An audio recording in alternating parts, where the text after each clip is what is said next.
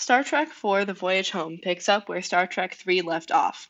The Enterprise crew, led by James T. Kirk, has recovered the recently reincarnated Spock and now faces a court martial for defying Starfleet command to do so. On their way back to Earth for trial, the crew learns that their planet is threatened by a probe transmitting an incomprehensible message.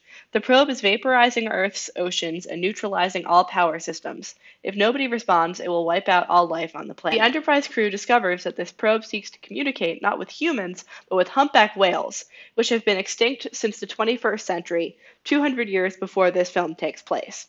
To save Earth, the Enterprise crew travels back in time to 1980's San Francisco, retrieves two humpback whales, and brings them forward in time to answer the probe.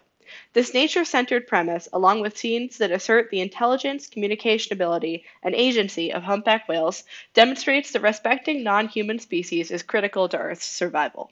Yet the film's environmental argument is superficial, as its comedic tone and treatment of violent hegemonic institutions perpetuates the causes for environmental destruction. The gap between Star Trek IV's terrifying premise and its lighthearted tone may be understood through eco-criticism, defined by TV Read as the examination of relationships between human texts and media and Earth's non-human environment.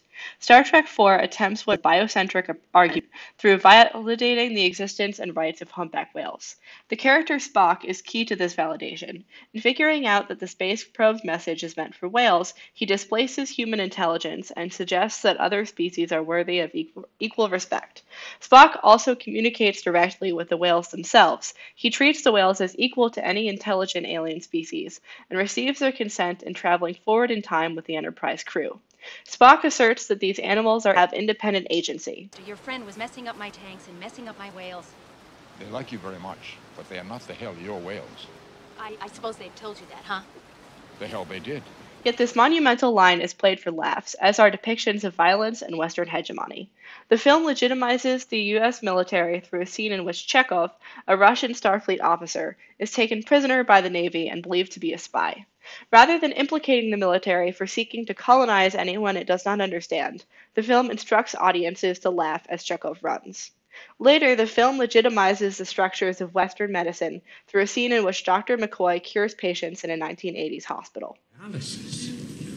My God, what is this, the Dark Ages? The linear concept of time and progress reasserts that the West may colonize the world through delivering magical pills, exploiting any population deemed subordinate in the process. The military and Western medicine, both inherently violent structures which contribute to environmental destruction, are thus upheld by the movie. Western hegemony remains in place and the whales remain in danger, despite Jim Kirk's promises.